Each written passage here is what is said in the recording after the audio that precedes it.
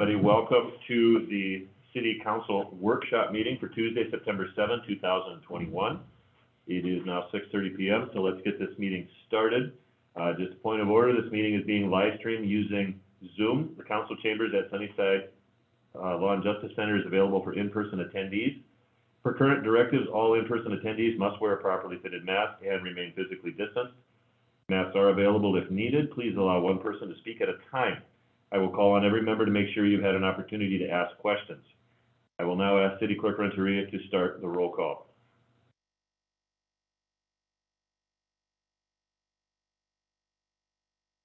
I'm here. Councilor Farmer? Here. Councilor Beeler? Here.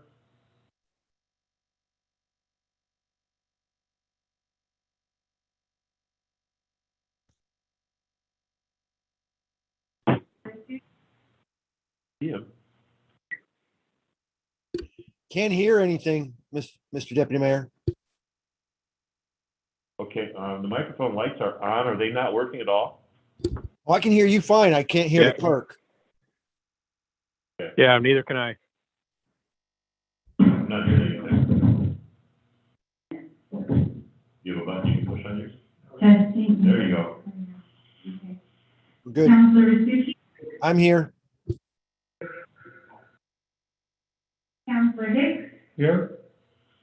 Councilor Hart? He is here via. Hang on, I'm here. I'm here. Thank you. City Manager Alba? Here. City Clerk Renteria, I am here. Finance Director Horner? Here. Fire Chief Anderson? Here.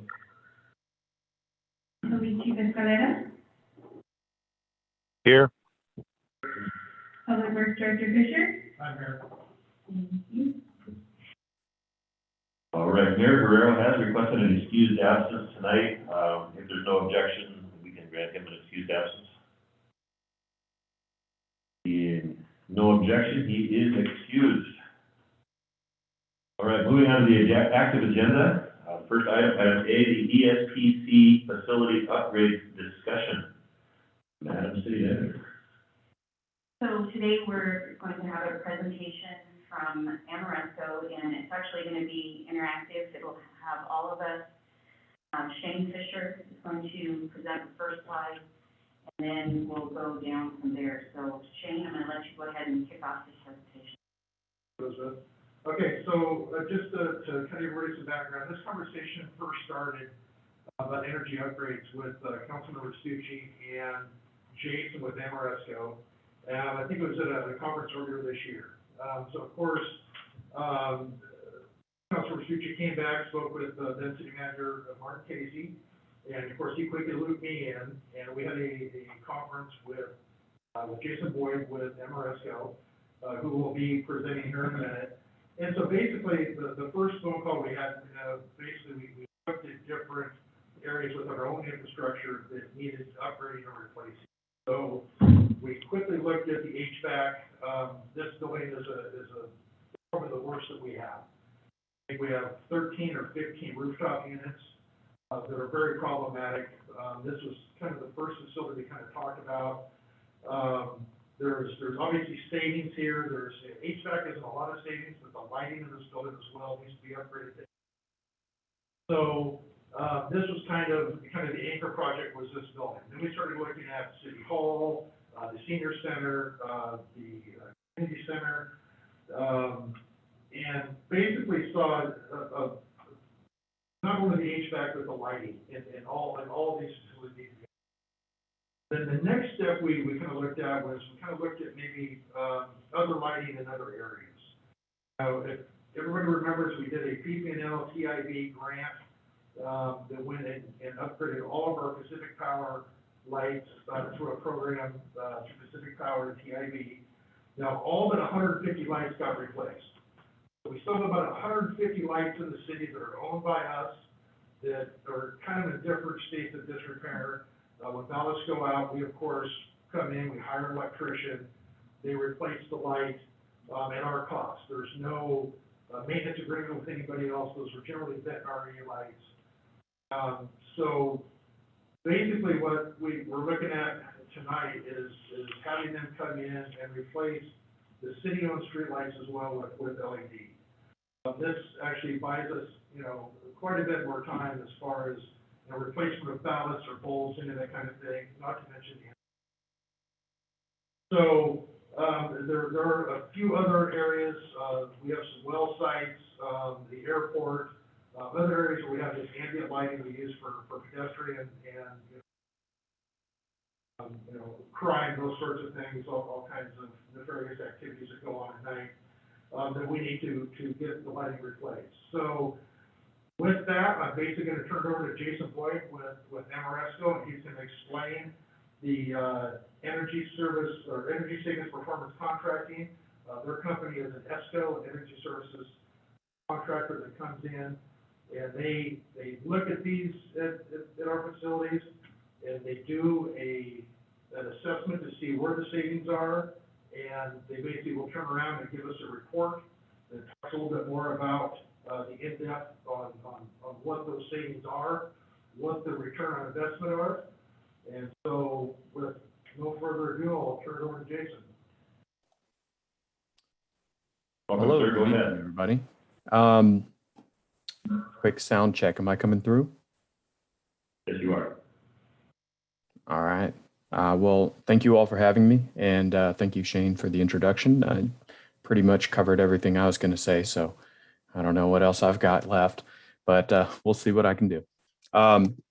Yeah, I've got just a couple of slides here, and I'll kind of talk through a little introduction of Amoresco, a little bit of an explanation as to this performance contracting approach that the city is exploring, and then, of course, if there's any questions, feel free to chime in. I think the general format is questions at the end, but if you guys want me to repeat anything or expand on anything, please, raise your hand virtually or speak up.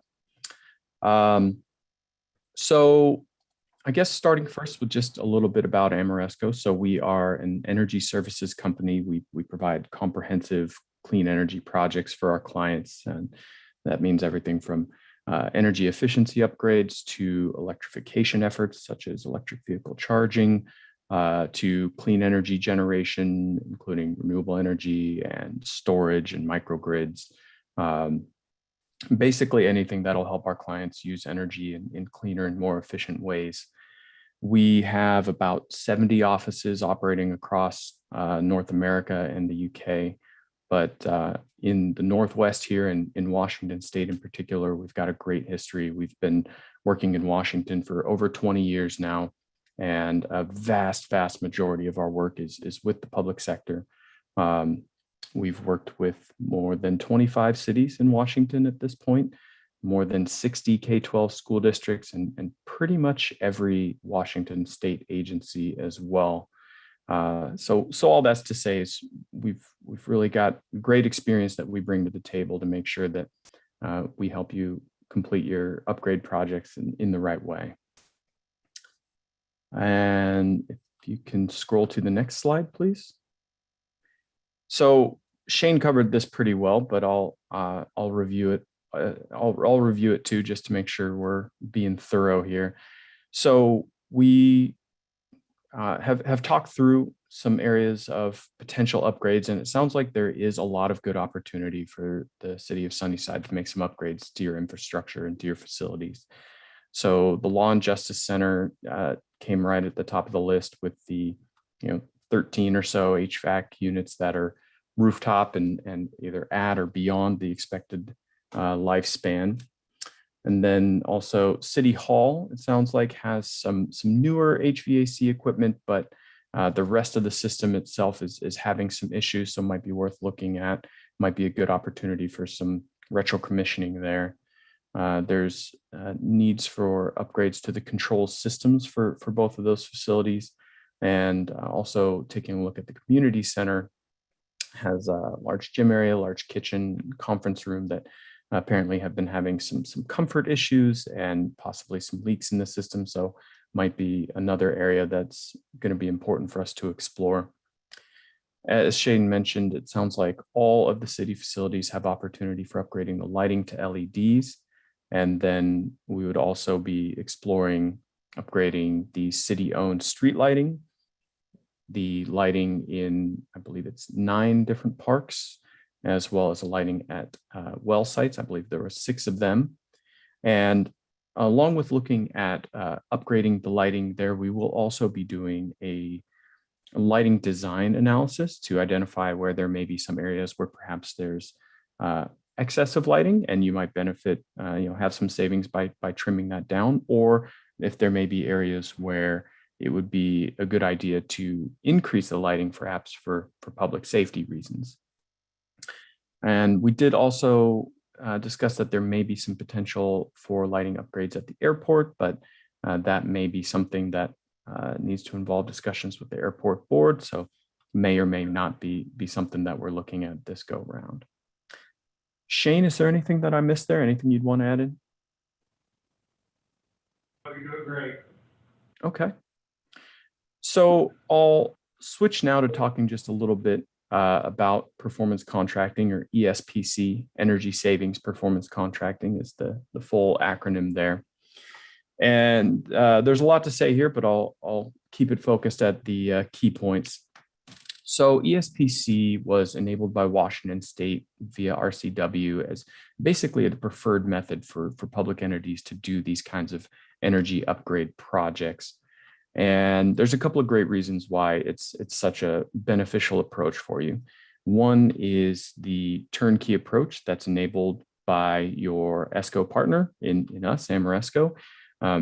Basically, we handle all the legwork while the city still maintains control over the project, which makes it a really light lift for city staff who often have a whole host of other things that they're responsible for day to day. As your ESCO partner, we are also qualified by Washington State Department of Enterprise Services. So they make sure that we are continuing to meet all their requirements for being able to perform as an energy services company and operate within this program. And as a part of that, when you go through the ESPC process, one advantage is that it is meeting all your public procurement requirements. There's also open book pricing that's provided through this process. So you get to see, line item by line item, what the project is going to cost in terms of labor and material and, soft costs such as designing and engineering. So it's all very transparent. And there's also 3 key guarantees that are provided to you when you are using this process. So one is a guaranteed maximum cost. So you can be assured that there's not going to be any project overruns. The second is guaranteed performance of the systems that we work on. So they're going to operate as needed. And the third is guaranteed savings. So this is the energy savings from these upgrades. And that way, you're going to get the return on investment that you expect. Next slide, please. And so on this slide is highlighting another thing that is a unique benefit to the performance contracting approach. And it's an option that's available. And basically, it allows you to leverage the future energy efficiency savings that you will get from a project as a way to help fund that project. So I've put together some example numbers here on the screen. But depending on the types of measures that you're looking at, there's going to be a range of savings and payback scenarios. Some things like lighting upgrades, converting to LED lights, have a really good ROI, and they can sometimes even completely pay for themselves with the future energy savings.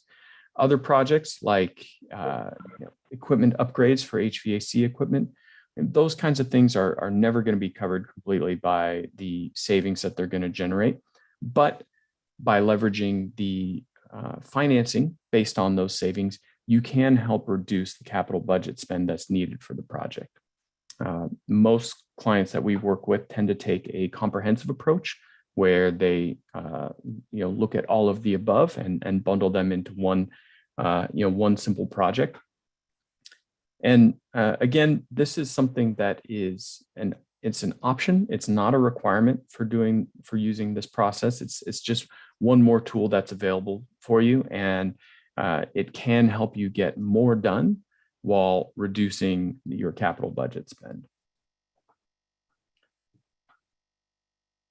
So on this next slide, I'll just talk a little bit at a high level of what the process looks like as the city might go through it. So those first step, or really the first two steps you see in blue there, I kind of tend to think of them as steps 1A and 1B.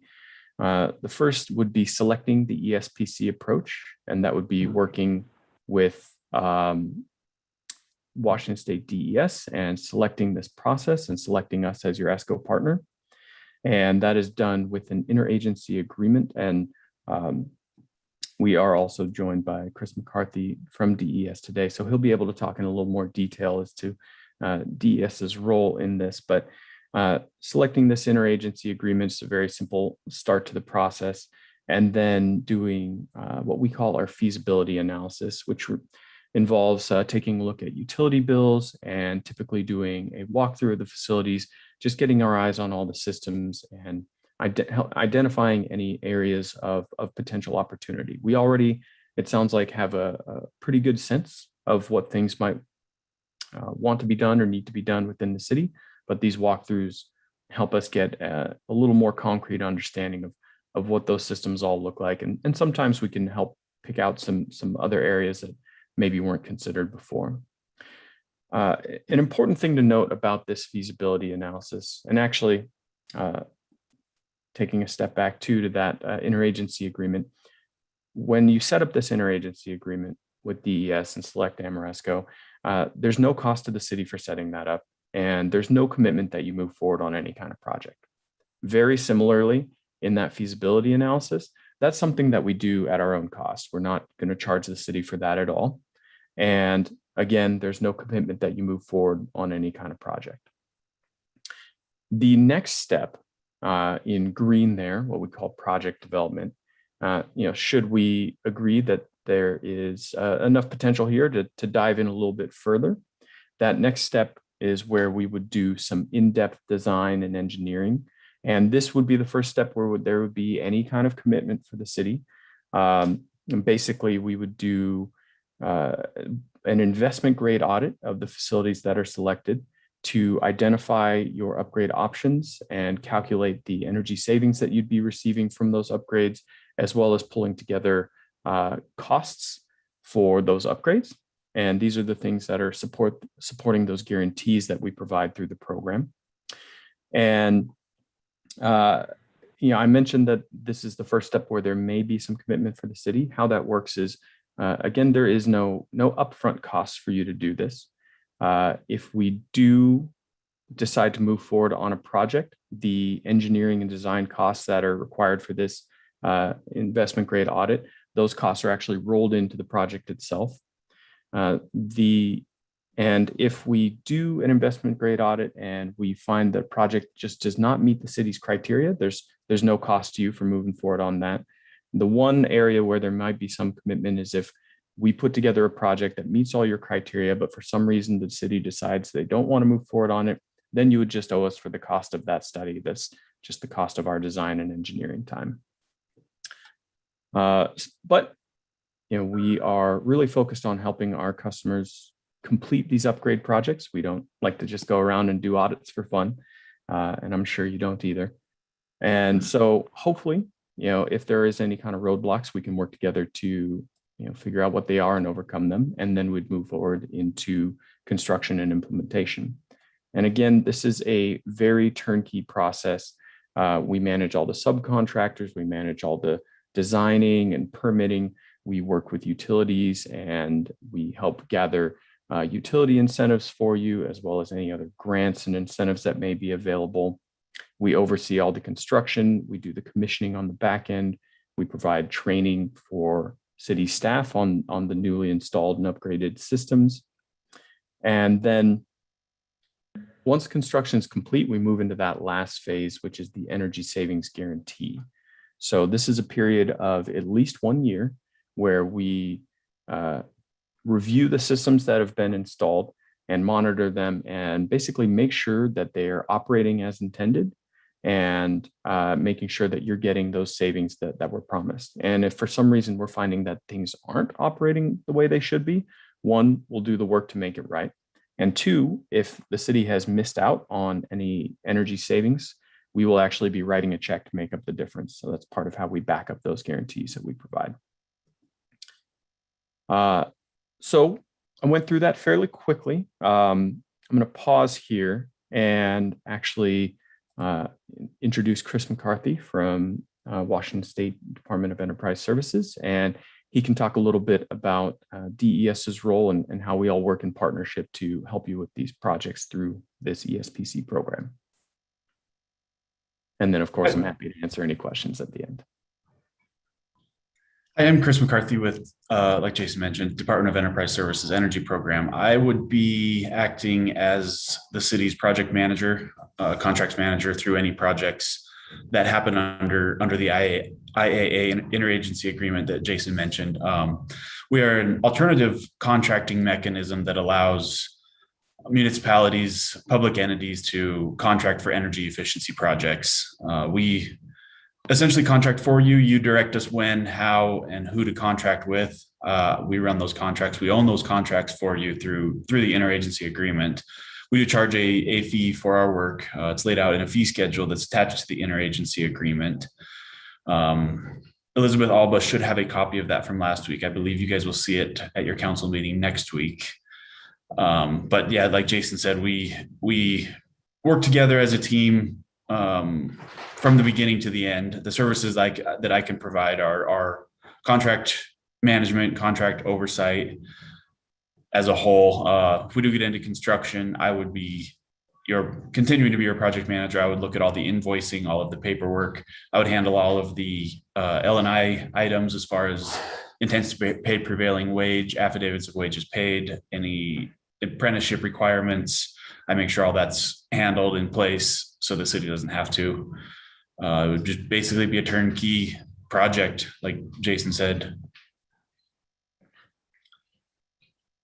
I think he did a pretty good job of explaining the process. So we would, first time we would obligate the city to any funds would be at the investment grade audit level. We would know any of the costs up front. Like Jason said, it would be under an agreement through my office. So there's no direct contractual relationship between the city and with Ameresco. We're subcontractor neutral.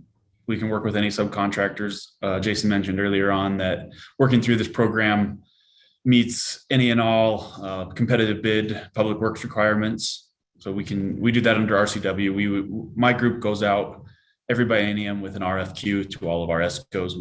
We have a list of ESCOs that can operate each biennium. I'm happy to work with any and all of them. I do. Yeah, I think that about covers it, unless there's additional questions. I want to thank you, gentlemen. That was interesting to listen to.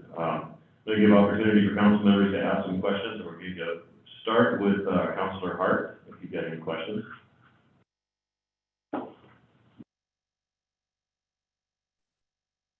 Not at this time, but thank you for the presentation. My pleasure. Thanks for having me. Councilor Farmer, have you any questions? None at this time. And Councilor Hicks? No questions. Councilor Bueller? Yeah, I'd like to know if we could get a list of other cities about our size that you guys have done contact. So I think the question, if I heard it right, was getting some examples of other cities that we've worked with in Washington.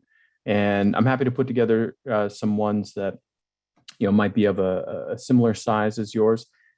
Geographically, one that we've worked with somewhat recently right nearby you is the city of Yakima.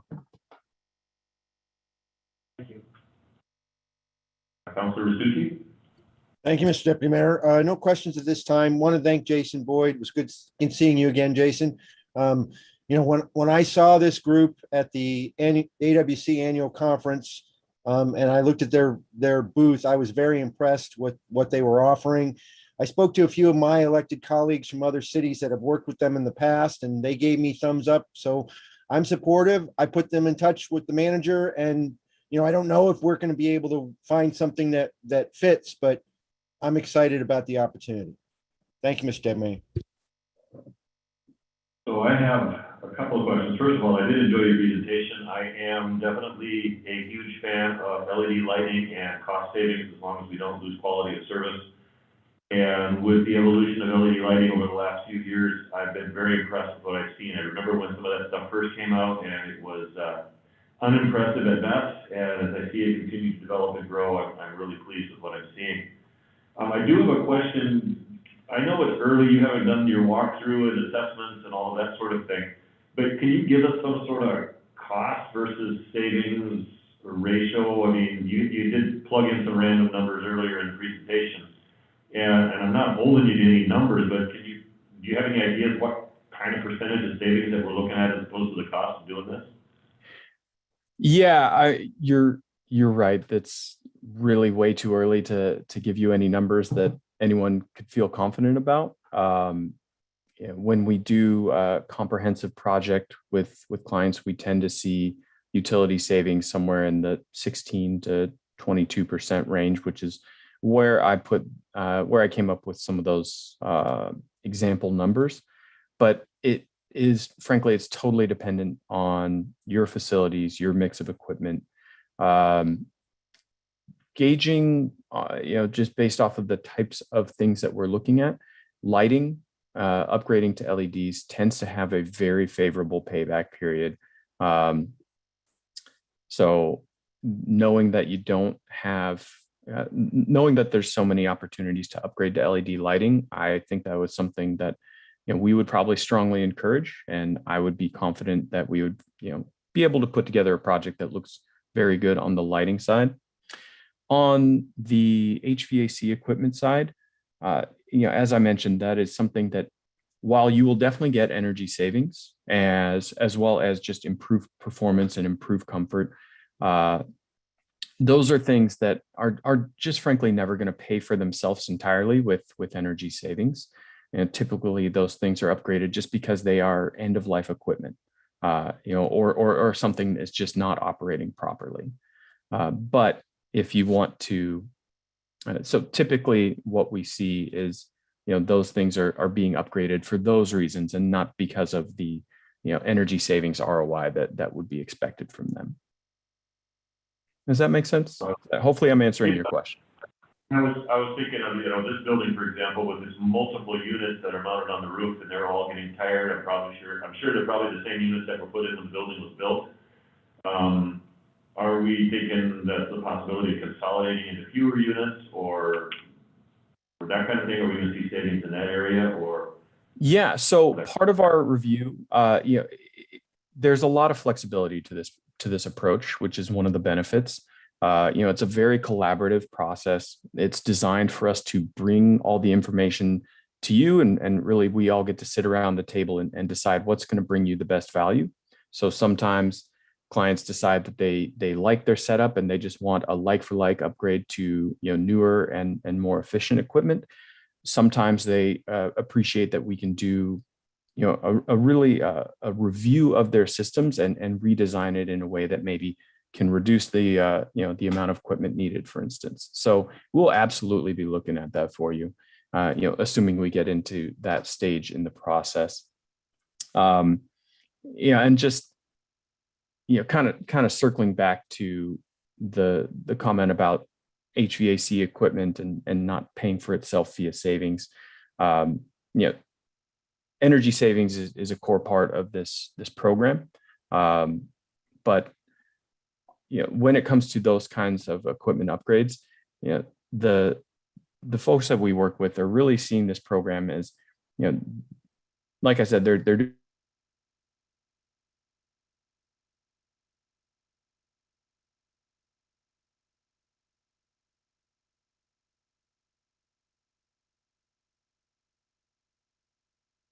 Are we still functioning on this end? I think we lost him, Mr. Mayor. I think you're right. Always assume. Yes. We'll give them a second or two to reconnect. Well, and I do have some information to share just a little bit. Go ahead, yes. So what really is our next steps? So I want to make sure that everyone understands that our next steps are signing a contract with Department of Enterprise Services, and I do have a copy of that contract in my email. So we've already got a contract that's ready to go that can come to council on Monday. And then we would basically say that we're going to start the feasibility analysis. And that feasibility analysis is what will get us started on the road to know how much is our return on investment, how much is the savings going to be, and if the projects are worthwhile. Both of those things can come to council on Monday, and there's no cost to the city, no commitment besides the fact that we're getting this started. We've vetted the company, Shane and I both have. I'm very comfortable with their process and the fact that we don't have really anything on the hook for what we would bring to you on council on Monday night. So I would just ask for direction from council if you're ready Monday night to have the DES contract and the feasibility analysis started. And we, like I said, are making no commitment to say any project is going forward. Getting us into the planning stage, basically. Hi, everyone. So sorry. This is Jason Boyd. My computer crashed, which is terrible timing. So I've called back in via my phone. So my apologies for that. Can everyone hear me okay? So Elizabeth was just explaining that she has a copy of the contract and information presented to us on Monday evening, so that we can move forward on this. And so that's where we had left it. Is there anything else that you wish to share with us on this subject? No, I think we were able to cover the key points. And mostly I just wanted to make sure I'm able to answer any of the questions that y'all have for me. We've had the opportunity to ask questions. I do have to say personally that should we decide to go forward on this, I am both excited and nervous to see what the results of your studies are. I think we could cringe quite a bit to see what our potential savings could be. So, yeah, I thank you for taking the time to meet with us and share this information with us. I think it was an excellent presentation, and I certainly learned a great deal. Well, fantastic. Again, I really appreciate the opportunity to present to you all, and I'm excited about the opportunity to work with the city and help you complete some of these upgrades. I'm looking forward to next steps. Hopefully we all decide that we can move forward on this. And I would just invite that, should any questions pop up, later or, at any point in the future, always happy to connect and answer them as well. Hopefully I have my contact information in that presentation, but if not, I'm sure Elizabeth and Shane can help you connect with me, and I'll be happy to assist and answer whatever I can. So thank you again. Absolutely. Thank you, sir. So council, excuse the question, is this something that we need to vote on, or we just need to move this forward? You just need to give direction to put it on the council agenda. The feeling I was getting, I'm seeing thumbs up across the board here. Nobody's jumping in with screaming objections. All right, let's move this forward then. I think like council is all of one mind on this. So take a look at it again on Monday.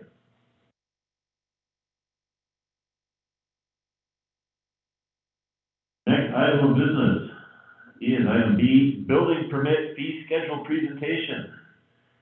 Madam City Manager.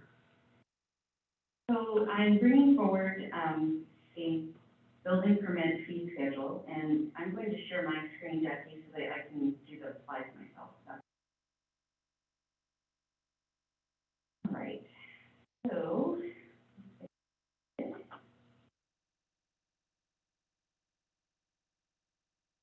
So building permit fee schedule. Tonight, we're really talking about providing an ordinance to include the fees in the actual chapter 2.02, which we've been trying to migrate all of our fees over to that so that it's easy for customer or citizen to find how much they're supposed to be paying for something.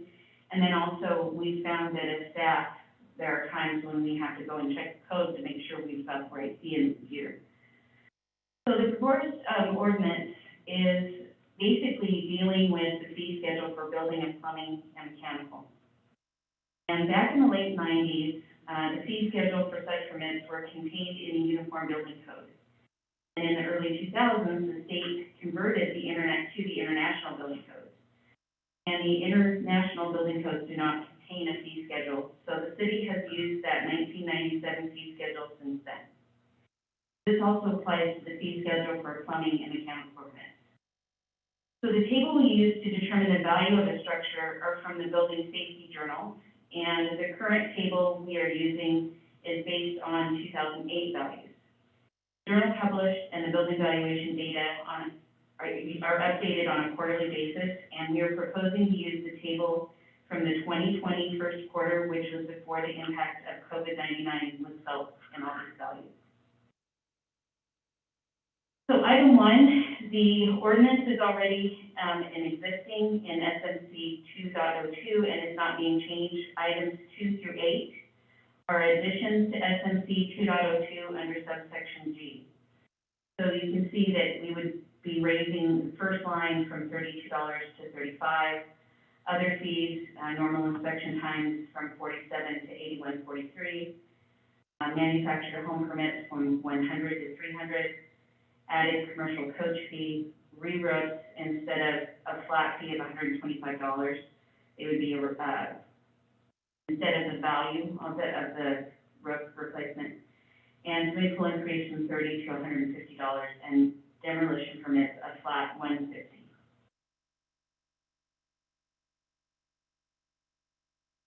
Okay, next slide. The proposed fee schedule in tables 4 and 5 deal with plumbing and mechanical permits.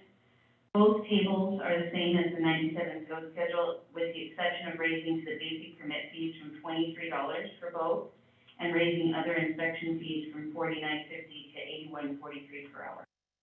The proposed schedules in table 6 is the same as the 1997 code, scheduling for grading except for raising other inspection fees from $50.50 to $81.43 an hour. Item 7 is a fee for review of a sign permit as provided in SMC 15.36.030D. Currently, there is no fee for sign permits. Item 8 is the table determining the value of a structure. The current table we are using is from 2008. The table is from the building valuation data table published by the Code Council. The table is the 2020 table and is provided to determine the cost of, I'm using Mike Shuttleworth's notes, by the way, to make sure I had good talking points. The table is from the 2020 value and is provided to determine cost of construction, not the proposed structure. And so in summary, the proposed ordinance is to put the permit fee for the building into SMC Chapter 2.02. There are a few changes to update fees, but most fees will remain the same. Any questions? Let's go down the list here. Councilor Restucci, any questions? No questions or comments, Mr. Mayor. Councilor Beeler? No questions. Councilor Hicks? No questions. Councilor Farmer? Questions? Yeah. Or comments anyway. I know in Business 101, you want to look at comparables to what other communities charge, although you don't want to base your business on what other people are doing. I'm concerned on some of the increases. The general inspection, that's a modest increase, and I thoroughly agree with that. But some of the other ones, we want Sunnyside to be a place where people want to come and build. And if we start laying a bunch of heavy fees on them, maybe they'll go someplace else. those are my comments. I think some of the fees are a little structured a little bit heavy, but I think all of the fees, it's been a long time since we increased fees, so I think a modest increase would be fair and equitable. But some of these increases I'm not in favor of. Councillor Hart. Well, seeing as how it's been almost 25 years since we've raised all but one, except for one, excuse me, of the fees, I think it's high time we do.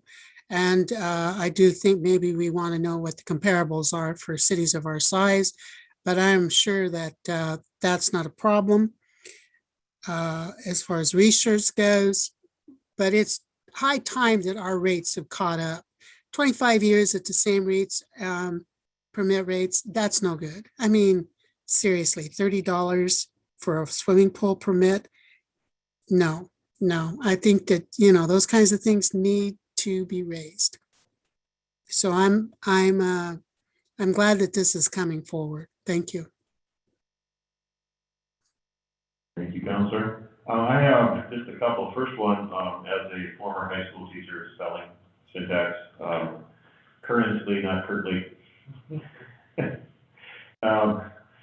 But obviously this is just a presentation at a workshop. This is not the final document, so I can't help but see those things. What is a master coach fee? On one of the early slides, I had no idea what it was. You said you were raising it. Gotta go back another one. No. I don't see it now, but go back one. Go one slide back. It's right there. Yeah, added commercial coach fee. What is that? I do not know. I would need to ask Mike Shuttleworth and have him get back to you. Okay, I would like to know. We're adding the fee for that. Does that mean a mobile vendor, or does that mean something completely? Well, it's about that.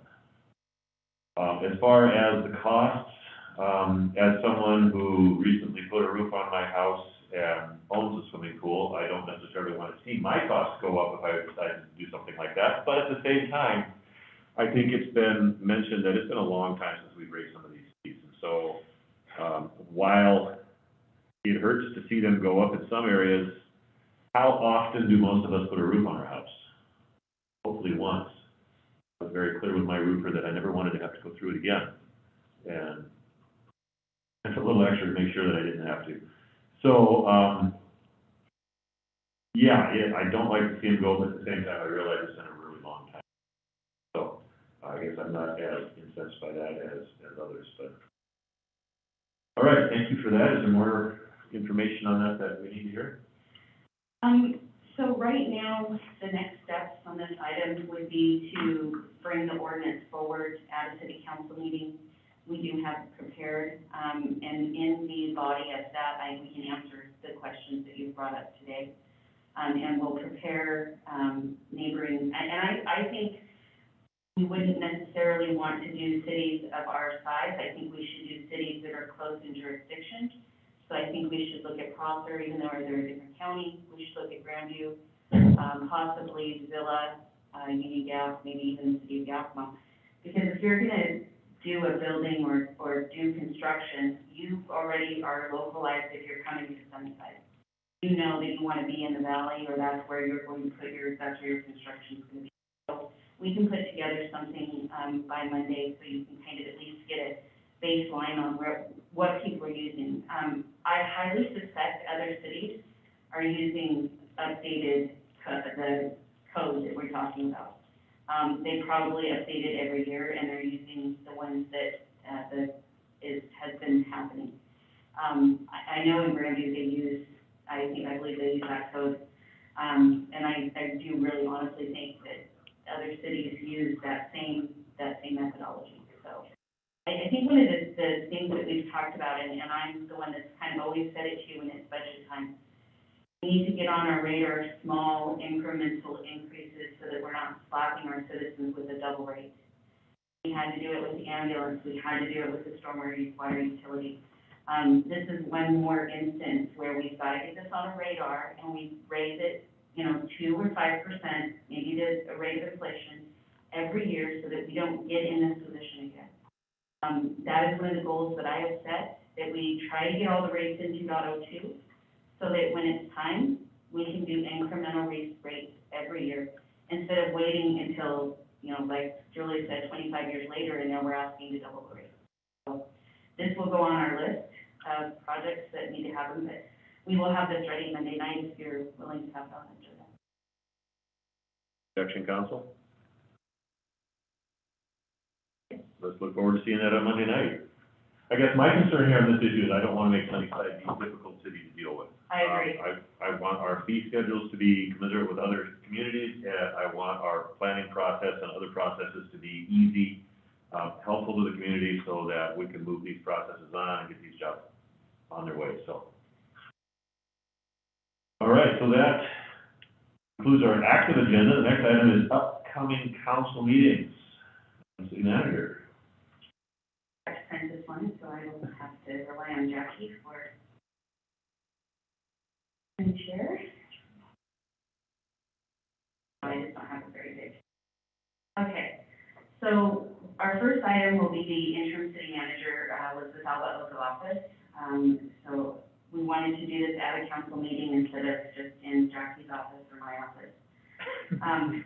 We're going to have the firefighter intro and pinning list. So on Monday, we'll have a full house, so please everyone wear their masks, just to double check that we will have our firefighters and their families here to get their badges. Then after that, we'll have an executive session.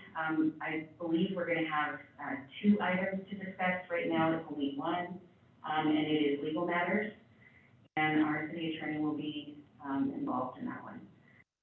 Next will be a public hearing for U.S. Cellular Small Cell 5G Franchise Agreement. This is going to be public hearing number 1. And then we'll have a public hearing on the SMC 2.02 code inspection fee. So we'll allow citizens to come if they'd like to participate in that and give us their feedback. Next item will be city manager residency waiver. This is something we discussed during contract negotiations. And then SMC 2.02 code inspection. This will be the ordinance we bring forward. And then 2022 official newspaper. This is one we're starting just a little bit early because our clerk is going to be out, and so we want to make sure that this gets done.